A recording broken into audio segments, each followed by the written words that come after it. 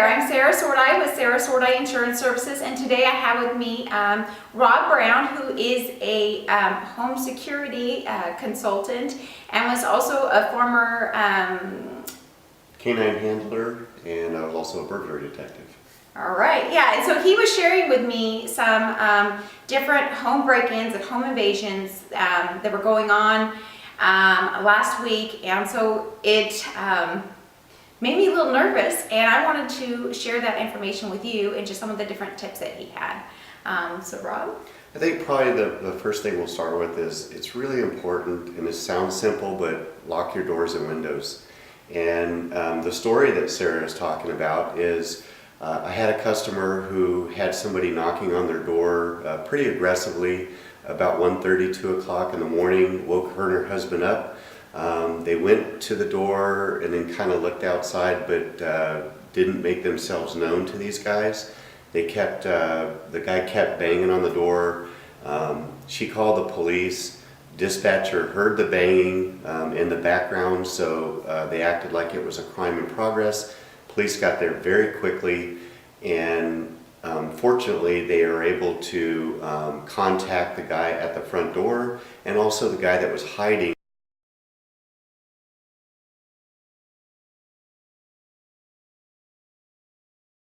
So it's really important, Sarah, that everybody not only locks their doors and windows, but don't ignore somebody that bangs on your door or rings your doorbell, whether that's in the daytime or at night. And the reason is because these guys that are burglarizing these homes, that's normally the first thing they do is they go to the front door. So what should I do? If I hear someone at the door? That's a great question. I don't typically answer the door in terms of opening it, and you don't have to open it. You don't have to be nice. You know, a lot of people think, well, I can either ignore it or, you know, it's rude if I don't answer the door. Do I say, can I help you, or what? Exactly. So don't open the door. Through the door, hopefully you've got a nice peephole on your door that you can at least see outside, and just tell them, I don't know you, I'm not going to open the door, and please leave. And if they continue to be aggressive and they say, well, I just want to talk to you, blah, blah, blah, I'm calling the police, leave now, I'm calling the police. And just be firm with them. And, you know, this kind of ties into a security system too. And I was going to talk about that as one of the tips. If you have a security system, most of them have a panic type button. So if the person continues to be very aggressive, make sure to press the panic button, set the alarm off, and make it very noisy for them. That usually will deter them enough to have them leave. Okay. But now what about you mentioned a little bit before the different peepholes that you can get that Yeah, we've actually talked about that before. I really you can go to Amazon or anywhere online, and they have what's called a wide angle peephole. And it's just a mechanical peephole like the one that you have. It's just very large, and it's got a prism in it so that you can see somebody that's trying to hide off to the side. And you also, for that type of a peephole, it costs like $45, $50, and it's pretty easy to install. Once installed, you don't have to go up to your door and look through the peephole. You can actually stand back about 5 feet, and it's got like a little screen that you can actually see whoever's standing out there. It's pretty cool. So, you know, Sarah, it's really important for us as homeowners and property owners to do things to bolster our own security, especially now because criminals are becoming more and more brazen due to recent changes in some of the laws in California. For instance, a couple of years ago, laws that used to be, or crimes that used to be felonies, are now misdemeanors in terms of property theft. The other thing is some of the drug laws have changed. So, you know, if you were a bad guy and you were prowling around a neighborhood and I happened to stop you before you did a burglary and I found heroin or methamphetamine or some type of controlled substance on you, I was able to take you off the street by arresting you for that controlled substance. Now I take it from you, write you a ticket, and send you on your way. So, if you are somebody who, lives that type of lifestyle, you're just gonna go find more and. Yeah, you're gonna go seek out more Exactly. heroin. You need to get more money for heroin. And you gotta pay for it somehow. Yeah. So they're becoming more brazen, they know they're not gonna get arrested. And unfortunately, because of that, it's not really limited to areas of Fresno or Clovis like it used to be. It's really spreading out to all areas, even in the nicer neighborhoods. There's been home invasions, there are hot prowl burglaries that have occurred.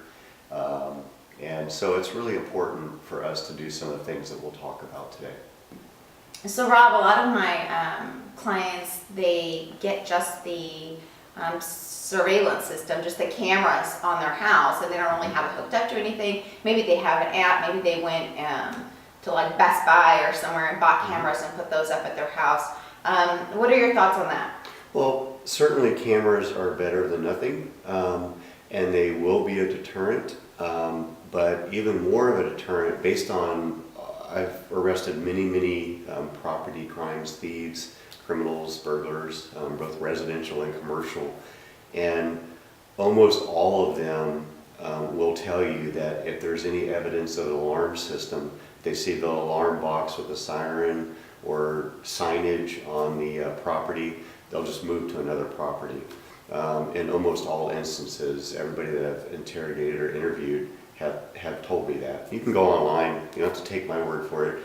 YouTube it. There's a lot of burglars on YouTube that are being interviewed by police officers, and almost all of them will tell you, get an alarm system because I'll just go to the next house. Yeah, well, plus if you're on vacation or something, you want to be on your app the entire time looking at your house, or you want to be able to relax, right? Exactly. And there's two things that people overlook a lot when they put an alarm system in their house.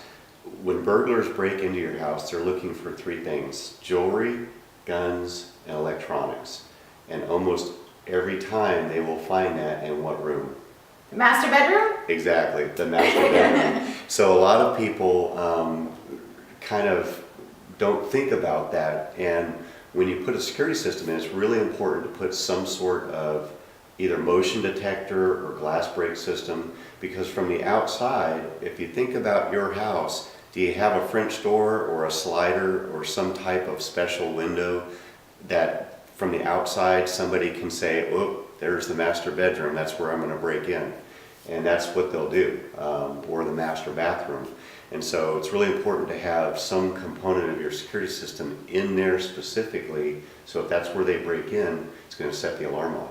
One other thing that a lot of people don't think about, it's not really security-wise, but a monitored smoke alarm on your system is also really important. And the reason for that is because whether you arm your system or not, if you forget to arm it and you go to the grocery store and a fire starts in your house, if you have just regular independent smoke alarms like most people do, I think it's fire code, then what happens is, maybe a neighbor or somebody will see the smoke or the flames, but by that time it's too late. So what you want to do is get a monitored smoke alarm on your system, and once it detects smoke, the central station for your monitoring company will call the fire department immediately and get a much quicker response. So that's something that's kind of overlooked, and I wanted to mention that. So as an insurance agent, I get a lot of different people who ask me about security, home security, who to use. And from my own experience, I had used one of the big names, and I didn't really like the way it felt. I had he felt kind of like a sales rep who came out, said, this is what you're going to get, and this is, hook up this, and then somebody else came and installed it, and I never heard from the guy again. And then when I had problems, they said, call this 800 number, and then now they told me that's going to cost extra, that's going to cost extra, and I'm like, where is this super friendly guy who came out to my house and promised me all these things and seemed to really care, and now I'm just a number. And kind of how I am with my clients, I don't want them to feel like a number. That's I want to feel connected, and every one of my clients is very important to me. So I wanted to partner with a security company that treated my clients the way I treat them, and actually the way I want to be treated too. So I did a lot of research, and that's how I found Hoffman Alarm and how I found Rob. It's actually how I found Hoffman as well, because, with my background and experience, I probably could have kind of chosen where I wanted to go. And Hoffman and I had a lot of synergy. I liked the way that they do business. I did a lot of company vetting of Hoffman Security, and they're a small family-owned security with 35 years plus in the Central Valley. And I really like that. And one of the things that's really important when you're looking for an alarm company is to talk to them about who does their monitoring. Hoffman is all in-house, so we have a central station that's based in the Central Valley, manned by our employees. A lot of these companies have central stations that they contract with because they're not large enough to man a central station like that. So that's really important. Yeah. I actually have another question that I get from my clients is they say that they don't have their alarm monitored because the police aren't going to come out on that. Yeah. Well, there's a lot of different schools of thought.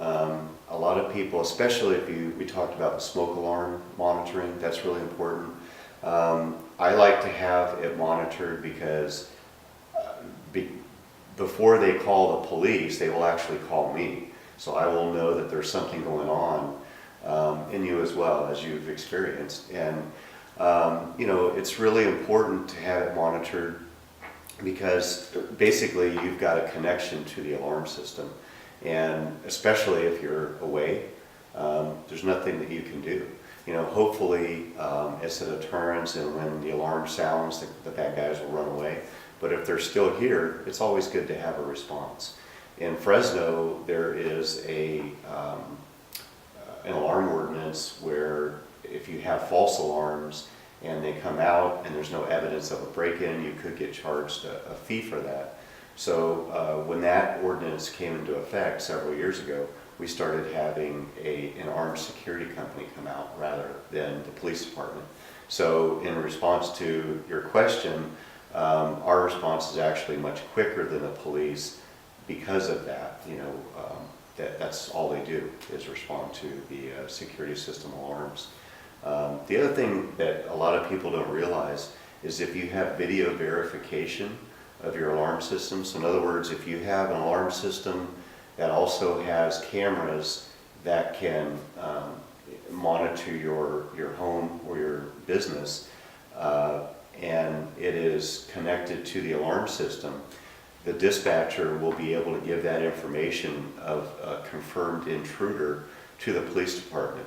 That will step that up from a priority 3 call, well, depending on your jurisdiction, a non-crime in progress to a crime in progress. And that's when guys like me, when I was on patrol, were racing the other guys to get there to catch the bad guy. So because we know that there's an intruder on scene and it's been confirmed by somebody who visually confirmed it. So it's important to not only have it monitored, but also look into having video verification for your security system. Yeah, you've also mentioned before, when we were talking about some cameras, the quality of cameras, because you were saying if something happens, you need to be able to actually see it. Yeah, what I look at, when I was a detective, one of the most frustrating things when I had a burglary and then somebody said, well, we have video, and we'd get all excited because then we could see who this guy was and maybe identify him, and then the video quality was just not good enough to be able to capture his identity. So you want to make sure that you get a high enough resolution camera. If you're going to invest the money, make sure that it's going to be of use in terms of evidentiary value to the police. So that's really important. There's a lot of different camera systems out there. I would say probably, sometimes I would say something is better than nothing, but in this case, if you have something but it's not of evidentiary value, It's not really better than nothing, it's just frustration. And so approximately how much does a camera system cost that is going to be one that you could actually use for evidence? Yeah, good question. There's a lot of different types of cameras. If you get one that's actually integrated with the alarm system, 3 to 5 cameras, you're probably looking at about $1,500 installed. And those are good, high quality, higher than 1080p resolution. If you want a standalone camera system that's got a recording device, the other one that I talked about is based in the cloud, so it sends you video clips based on motion. The other standalone type of system, which is going to be at least a 4 megapixel system, professionally installed on a single story house, could be, for 4 cameras, it could be about $300 to $3,500. So just depends on what you want. There's and too much to go into here, but there's a lot of differences between the two systems. So you want to do your research, or at least talk to somebody who's very knowledgeable to get a lot of information about it, to decide which one you want. So what other home safety tips do you have? Good question. I have a couple things that I really would like to talk about. One sounds simple, just like locking the doors. Close your garage door. Even if you're home, come in and come out and then close it unless you're working out there. And the reason I say that is because to a criminal, that's a storefront. When you have your garage door open, if they just drive by, they happen to drive by and they see something they want, then it's an opportunity for them. Most of these theft crimes are crimes of opportunity. And so you want to be sure to take a lot of that opportunity away from them and make them go somewhere else. You don't want them to take your stuff. Take somebody else's. Unfortunately, they're gonna do it, but it's incumbent upon us as homeowners to protect ourselves, and that's one way to do it. It's simple. It doesn't cost anything. Just hit the garage door button. And another thing we talked about too is locking your interior garage door after you come in at night, especially if you have a car that you park on the outside and you happen to maybe leave a garage door opener in there. I wouldn't recommend it, but if you do, if someone breaks into your car and you have a garage door opener in your car, they can certainly open the garage door. And then if you leave the interior door open, then it becomes what's called a hot prowl burglary.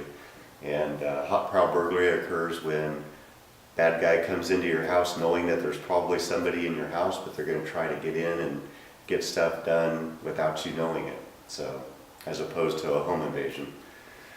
Yeah. One other thing that I'd like to talk to you about too is bolstering the security on your front door, and it's really inexpensive. Most of the hardware for the hinges and the strike plates on your door come with 3/4 inch screws. They're very short. They're only about that big.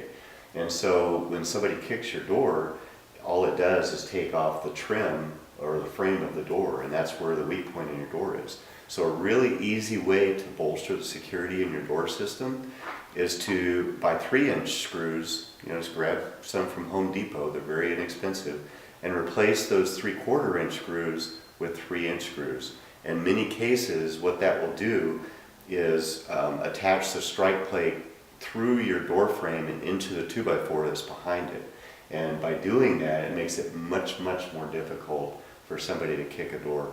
I've seen videos and demonstrations where a door can be kicked with 1 or 2 kicks by a bad guy, and then after you do this simple upgrade to your hardware, it takes 12 to 15 kicks. Oh, wow. Yeah, so a lot of times they'll just give up and go to the next house. So. All right. Well, thank you so much for sharing this information. So Yeah. I'm going to put your contact information. So if anybody would like a review, a security review for their house, Rob will come out and do a review for you. Thank you. Great. Thank you. Thanks for having me.